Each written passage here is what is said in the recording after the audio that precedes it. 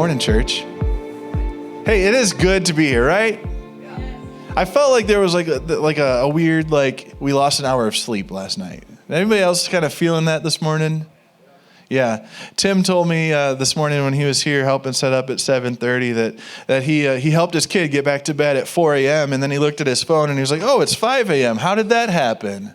Anybody else have a situation like that where you were like, wait a minute, I'm confused what just happened here. Didn't know it was going to be spring ahead and you'd lose an hour of sleep. How many of you let the kids stay up like way too late and now you regret that? Okay. How many of you stayed up way too late and you regret that? Okay. All right. Well, make sure on your way out to get some coffee and some of the donuts we got there.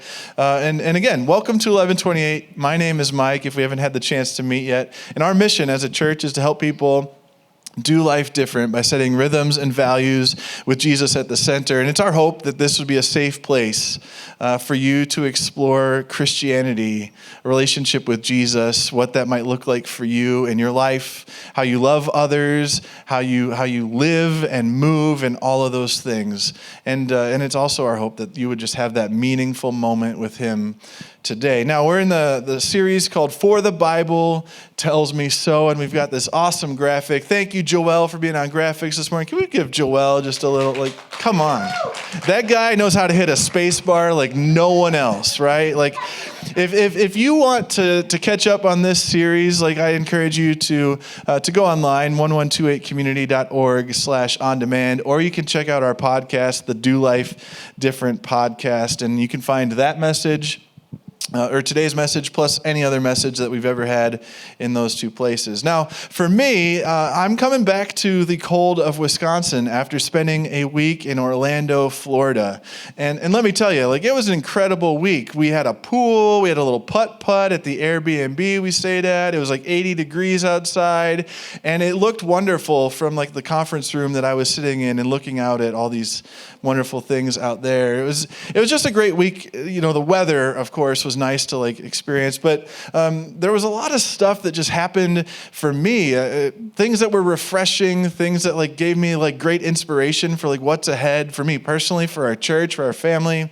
But one thing that stood out to me as I've thought about what was it about this week that stood out to me? And it was one word that I kept hearing. It was one word that is a part of today's message. And so I was like, what does this all mean? A week of hearing this word, knowing that we're going to be talking about this word on Sunday. And was it me looking for that word, or is God trying to speak something? And the word that stood out to me all week long is the word pretend.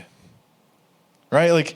The word pretend, because I think ultimately when we think about pretending, we think about being something that maybe we're not. We think we have to have everything put together. We have to pretend like we love our job even if we hate it. Never mind. You have to pretend that your kids are amazing when really you're man, you guys are pretty awful, right? You have to pretend sometimes that you've got money that you don't have so you can do things with friends or family that you don't really want to do. You have to pretend that you really love this friend even though they're secretly you're man, they just drive me crazy, right? We have to pretend all the time. And if I didn't list off the ways that you're pretending yet, you know what that is. You know where you're pretending this morning. And the reality is pretending is exhausting, right? Pretending is so tiring. At the end of the day, you're man, I had to pretend all day long just to get through today. And you're man, I am exhausted. When I pretend to be somebody that I'm not, I get worn out just thinking about how I'm going to be that person instead of being who I am. Being somebody that's pretending is tiring. It's exhausting. And it's really strange because pretending when we're younger is this sign of growth and development. It's allowing our imaginations to go and expand. It's a good thing when you're young, right? But as you get older, when you become an adult and you're still pretending, people are oh, they're just delusional. They're just crazy, right? Something is wrong with that person if all they're doing is pretending and imagining and thinking about the what ifs. I remember as a kid playing with my sisters before my brother was around, and we played with little Matchbox cars. Anybody else little Matchbox cars? And I can't remember who, but one of us had like those play people houses, little people. Y'all with me here? Okay. And I remember like we used to pretend that these Matchbox cars, they were like families, right? So like you'd have mom's car and dad's car. And of course, then you'd have like the teenager who had like the old rusty Matchbox car, right? And then when things got really crazy, like we would use the play people houses as like the mansions that these families lived in, which is ridiculous because like you get these tiny little cars and these giant houses, but like in our minds, like that's just how things worked. And I've actually got a picture of my favorite car here. I think. There it is. The 1995 like teal Camaro convertible. That's it. I asked my mom, I was like, hey mom, do you still have that? And she was like, is it this one? I was like, that doesn't. She sent me a picture of one that does not look like this. But this is the exact one. That was my Matchbox car. This was like the wealthiest family in all of our Matchbox car neighborhood, right? Like I was always this one. My sisters could not be this one. That was my car. You don't mess with that car. You know what I mean, though? Like, we pretend.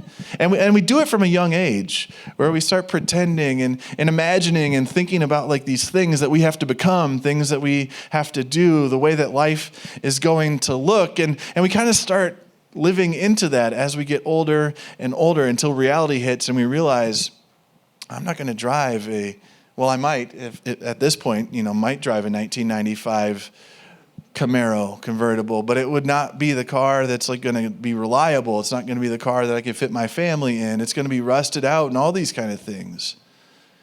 And at some point, pretending, it becomes exhausting.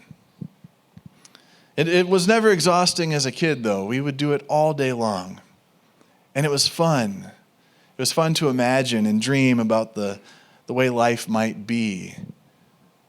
But as adults, it's exhausting to pretend all day and to dream about what life could have been or what life we hope we have. It's really a strange thing because we pretend up until adulthood. We pretend and we celebrate that until we become delusional adults just wishing for something different than what reality is. And if we're wanting to be willing, or if we're willing to admit this morning, I think I'm not the only one, and I think you're going to agree with me, like we still pretend a lot of times. Some of you are thinking about how you pretend right now, and that's good. I want you to be thinking about all the different ways that you're pretending this morning, or you're wishing for something different, or dreaming about some alternative life.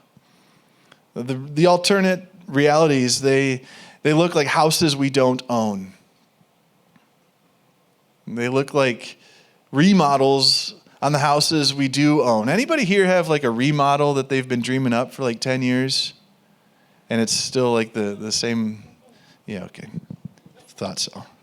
Maybe it's not like the house or the remodel. Maybe it's the car with that really sweet emblem, like the Maserati or the Lamborghini. My kid just built these two like 1,000-piece Lego cars, and they're Lamborghinis. I want to say, I don't really know, but he's like all about them now. So much so that like him and his buddies, they got a group and they go by the 3 Lambos at school. Like I don't know, like maybe for you pretend or you dream that you're one day going to have some sort of a car with like that sweet, rare emblem on it. Maybe you're pretending or imagining or dreaming about your kid going to some prestigious school.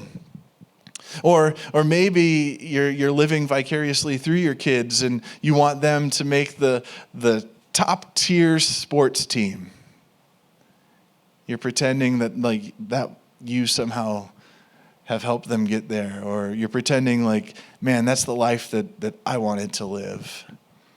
We fantasize about things like being the boss, being the one in charge, setting the rules, setting the schedule, hiring our friends, right? We pretend about being famous. We pretend that we're Travis Kelce or Taylor Swift, or maybe we're not those people, but we're somebody else, right? Like we pretend that we are going to develop some sort of technology that's going to change the world. Or we're going to develop the next iPhone that no one ever had and no one knew they needed, but now one day everybody wants one. We play pretend all the time, if we're being honest this morning, and ultimately our pretending is killing us. It's eating away at us. It's wearing us out, and ultimately I think it's distracting us from being present in the here and now, and we're missing out on living. We really are. We're missing out on living life because we're too busy pretending. We're too busy imagining something that just isn't here. And this morning, I want to suggest that real living is experienced when we stop pretending. That sounds easy, doesn't it? You can all say, yes, that sounds easy. Yes, real living is experienced when we stop pretending, because we're going to be present more. We're going to be in the moment more. We're going to be engaged with the reality around us rather than engaging with some idea of what we hope reality becomes. But real living is only experienced when we stop pretending. And that's the thing that I love about Jesus, is he does not, he's not cool with pretending. He calls it out a lot of times, and he spoke a lot of times about what it means to be real, what it means to be alive, what it means to trust him, and I love when Jesus speaks that he's never just speaking on one level. When Jesus speaks, he's speaking on 2, maybe even 3 levels, and you can hear something and learn something at each of those levels. His words often spoke to this immediate situation. They would speak to what we saw in the here and now, but then there's those hidden messages under that first layer or under that second layer that would have impact and would be profound, not just then, but for here and now. And his depth, the words that he spoke, the parables that he shared, his depth often left his followers saying, what do you mean? Or, I don't understand. Or, that's not as simple as you just made it sound. They knew the message was not as simple as it seemed. And they knew Jesus spoke in metaphors, and they knew he spoke in parables and stories. They knew there was great depth, and no matter how hard they tried, they just couldn't understand, and they would ask Jesus to give me a little bit more. Help me understand what it is that you really mean. And so we pick up this particular interaction in Mark chapter 12, where Jesus has spent a whole chapter talking to the religious leaders, the chief priests, the teachers of the law, and the elders, is what it says in the NIV. And Jesus is teaching them about all kinds of things. He's talking about money and tithing and how to treat people. And he gets into loving your neighbor and loving God with all your mind and all your strength and with all your soul, right? He's talking about what's the greatest commandment. He's working through this stuff. And specifically, Jesus gets questioned by some Pharisees and some experts in the law. And these were people that they knew the law, right? They were very religious. They understood the law of Moses, but they were known because of their devotion to practicing these man-made laws. The laws that were added on. They were very obedient to all of the law. And so they're having this conversation with Jesus. And Jesus, towards the end of chapter 12, he gets into this whole thing about watch out for religious leaders. Watch out for them. And now he's talking to a bunch of religious leaders, and he's got a crowd as well that's hearing this, and he's saying watch out for these religious leaders. And he says this about them, they wear flowing robes. Religious leaders, they wear flowing robes, and they are greeted with respect in the marketplace. Like that's these religious leaders. Like they have an appearance about them. And he goes on and he says, they have the most important seats in the synagogues and the places of honor at banquets. Like these people, like we raise them up. We put them in places that everybody's going to see them. Like they are people of importance.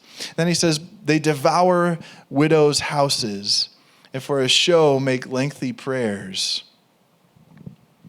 So these people that we raise up, that sit at like the head of the table, that wear these nice robes, that are greeted with respect, that by all appearances are very religious, are very devout to obedience, following the law. These are the same people that take away these widows' houses and for show make lengthy prayers. The NLT words it this way. They shamelessly cheat widows out of their property.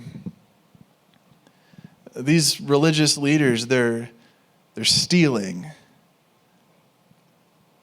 And then they pretend to be pious. They pretend to be good by making long prayers in public. Did you catch that? They then pretend to be good. Matthew's version, if you were to go and read this in the book of Matthew, it's much stronger. The words that are used in Matthew are much stronger. He calls this nothing but a public show. He's saying like all that they're doing, all that these religious folks are doing is trying to like look and be everything that you think they should be. They want to be like right up here, right next to God. It's all for show. Matthew uses the words prophasis, which means doing something for mere appearance. And he says it this way, these men will be punished most severely because of it. Because they're doing this all for show, because they're just pretending to be something that they're not, these men will be punished most severely. To put it bluntly, what Jesus is saying is like these guys, these dudes, like they're nothing but fakes. They're not really living. They only appear to be alive. They don't really like know God. They don't know the Creator. They're just pretending. They're just trying to look that way, right? Like you might say that they have mastered the craft of looking like they are holy. Maybe that hits some of us today. Maybe we've started to learn how to master the craft of looking holy. Maybe we've started to master the craft of looking like we're close to Jesus. Maybe we've been able to pretend that we're the amazing Christian. My Bible has a break here in this little section. It finishes up with like, watch out for these religious guys that are phonies. Pause, and then it's got this little note about like the widow's offering, and really, it's not a break. This is one story. It's one passage that should be kept together. It should be read from there, verse 38, all the way to the end of the chapter. Because then it says, going on here, that Jesus sat down opposite the place where the offerings were put, and he watched the crowd putting their money into the temple treasury. Now, like, I don't know about you, but like, if we were at a church that, passes an offering plate around and Jesus is sitting there watching to see what I'm putting in, like, that's going to be a lot of pressure. Right? Like I'm looking for like all the change in my pockets. I'm like, hey, can I borrow a few bucks from somebody next to me to put it in there? Right? Like Jesus is sitting here watching as everybody's bringing their offerings to the treasury at the temple. I just imagine what that feeling is like. And he goes on here, Mark does, to say that many rich people threw in large amounts. Many rich people, they threw in large amounts. But a poor widow came and put in 2 very small copper coins. These copper coins were worth only a few cents.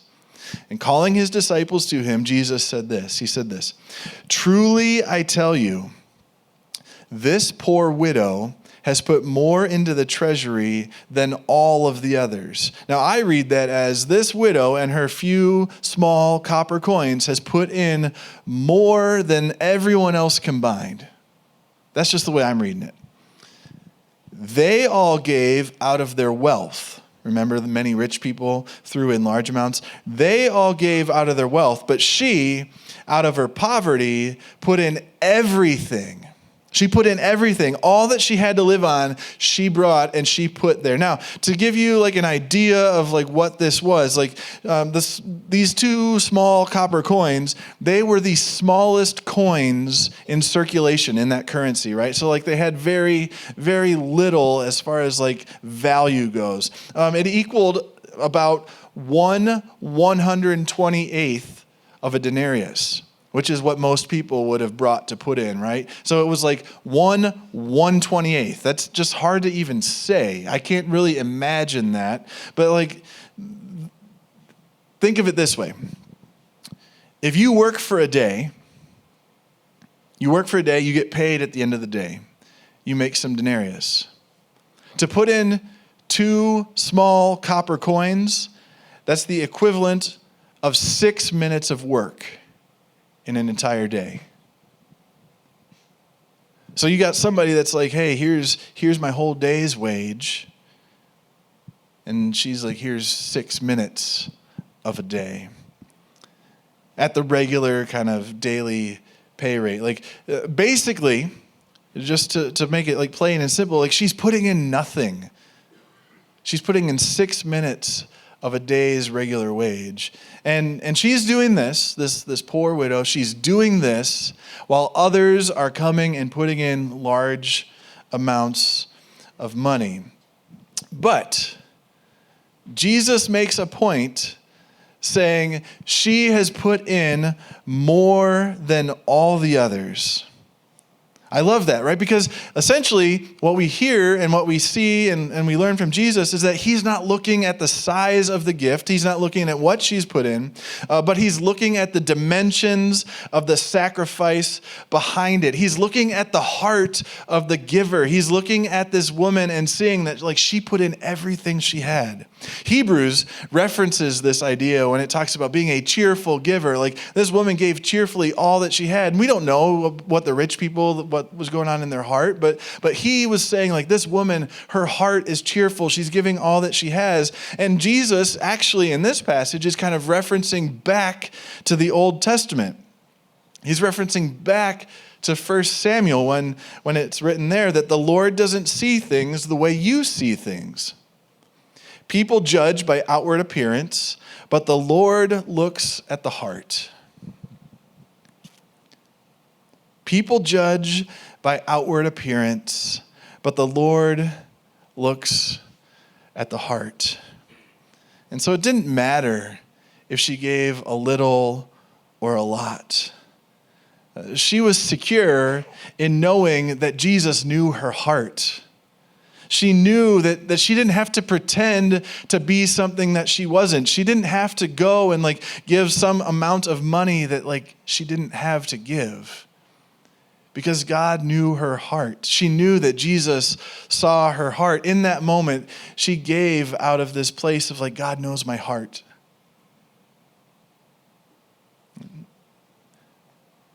I love this though.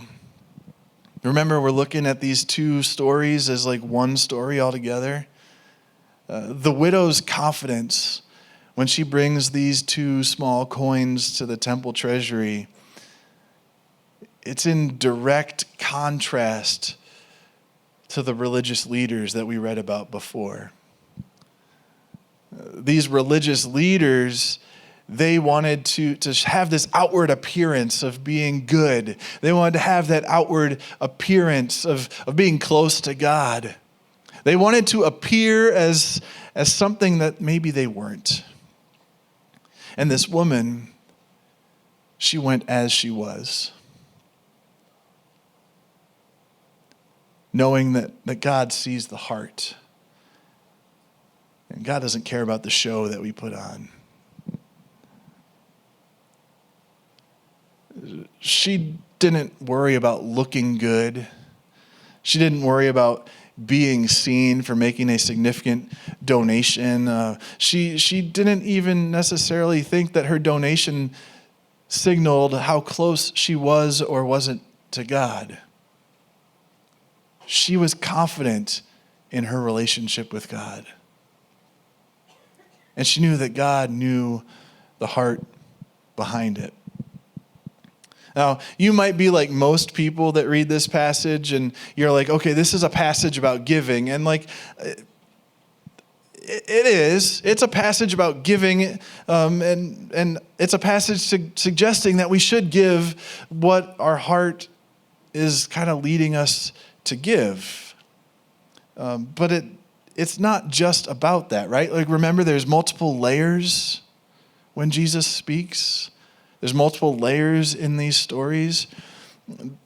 I'm not going to say you're wrong if you want to tell me this is a passage about giving, because you're not. You're not wrong. But because there are lessons to be learned here about other things, I want to dig into this a little bit more. I want us to get to the heart of the issue.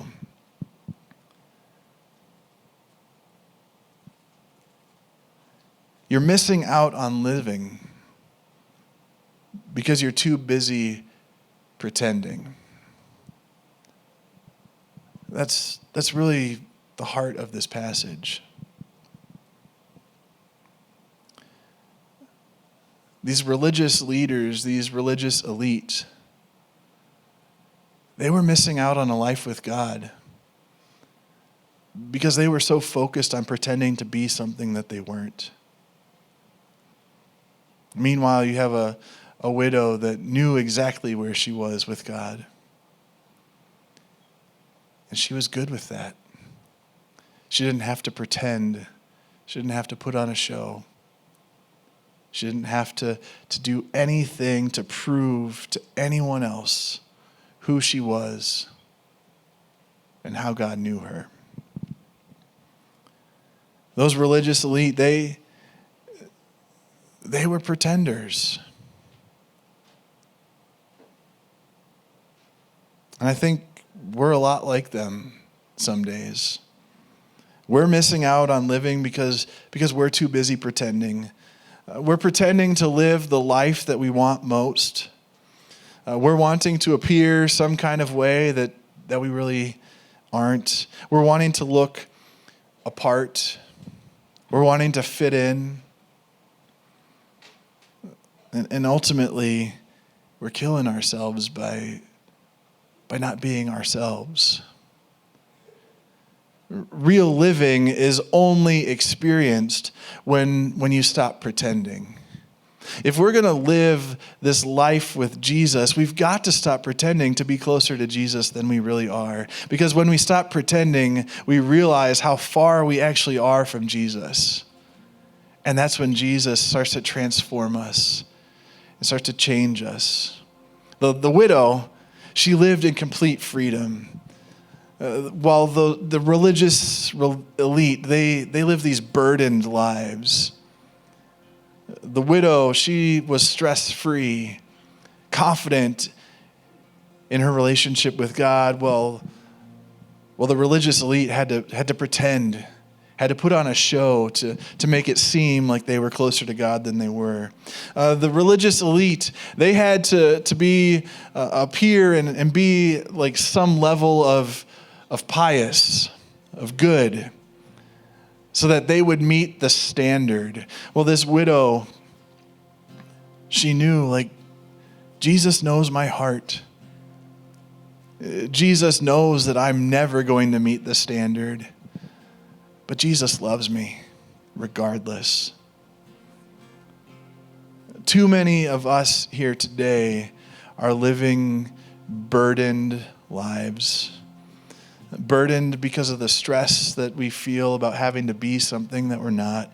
Burdened trying to put on an appearance of having it all together. Burdened by that idea that I have to meet some expectation that Jesus has set for me. And the reality is You don't.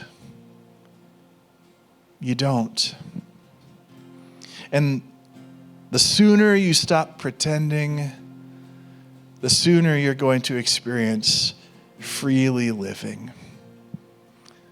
The sooner you say, you know what, I'm done trying to be something I'm not, the sooner Jesus will actually take over and transform all of who you are to be more in tune with who he is. I want you to imagine with me for a minute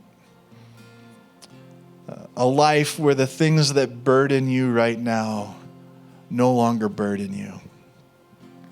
A life where you can be real. You can be authentic. You can be genuine. You can be true to yourself. Maybe it's a life of rawness. Maybe it's a life of confidence in the decisions you make and knowing that even the wrong ones aren't going to define you because your relationship with Jesus is what defines you.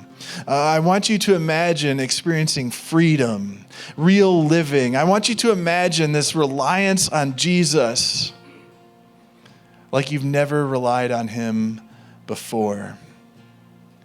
I want you to imagine what it would look like to live counterculturally. What it would look like to be different.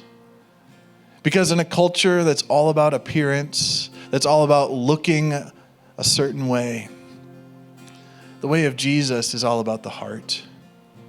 The way of Jesus is about being connected to the Savior, connected to the Father. Our neighbors, I think, would take notice if we lived counterculturally. Our friends, they'd see a change in us. Our families might start to ask questions, and our coworkers, they would acknowledge, like, there's something different about you. And freedom is what we'd be able to tell them. I am free. I don't have to pretend anymore. God sees my heart. He's not concerned about the appearance. And I think others would want whatever it is that you've discovered. The reality is, like, we all want freedom. We all want to be free of that burden of being something we're not. We all want to be free of pretending. And the best part is, like, when we're free of that, when we are free of pretending, when we say, no, I'm not going to pretend anymore, I'm going to allow God to meet me right where I am, we're not going to have to force conversations with people about Jesus. They'll want to know, what's different about you? And so if you sit here today and you're nervous or you're concerned about, like, I don't know how to talk about Jesus with my friends, it's because we've been pretending. We don't know how to lead them to a Jesus that we're not actually connected to ourselves. This morning, if we stop pretending and allow Jesus to meet us right where we are, we'll get to know Jesus in a new way, in a fresh way. We'll experience that freedom. We'll experience realness. And ultimately, we'll experience life. And like we said, all fall of 2023, Jesus came so that we could experience life and life to the full. So let's stop pretending. Let's step into that life. Let's allow Jesus to guide us there, to change our hearts, and to move us towards the people that he wants us to be. Let me pray for us.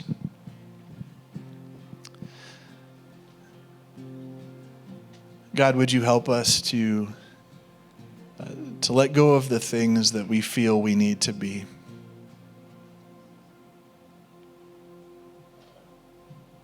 God, would you help us to be connected to you? To allow our hearts to be open to you.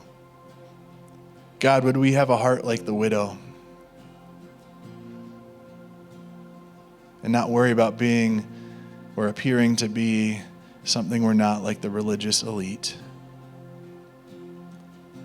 God, would that confidence, knowing that our heart is connected to you, be contagious? Would that change relationships? Change our outlook on life? Change the way that we live and move? God, give us the courage to stop doing the things that we've done. Because it's kind of addicting to pretend sometimes. But give us the strength, the persistence to say, no, I'm done with that. I want to live free. I want to live different. I want God to transform my heart. Help today be the day that everything changes. We pray this in your name. Amen.